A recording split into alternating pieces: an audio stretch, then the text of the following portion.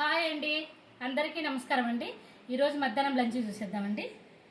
కాకరకాయ ఫ్రై అండి, టమాటాలు, పచ్చిమిరపకాయలు, చింతకాయ తొక్కు, ఈ వంకాయలు వేసి పచ్చడి చేశానండి.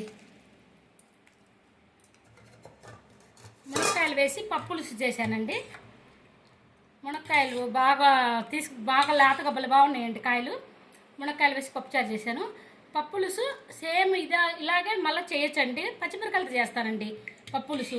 మునక్కాయలు వేసాను కాబట్టి ఎండుగారం పెట్టాను, లేదంటే పచ్చిమిరకాయలతో కూడా చేసుకోవచ్చు అండి. పచ్చిమిరకాయలు టమాటాలతో కూడా పప్పులుసు చేసుకోవచ్చు. అన్నం అండి, ఇది ఆరిక బియ్యం అండి. ఇదిగోండి ఆరిక బియ్యము, మామూలు బియ్యం కలిపి రెండు కలిపి వండానండి నేను.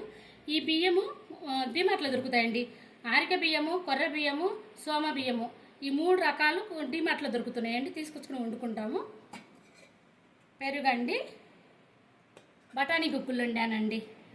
4 గంటల నుంచి పిల్లలు ఉంటారు ఇంకా తినడానికి అని చెప్పేసి బఠానీ గుగ్గులు కూడా వండి పెట్టాను.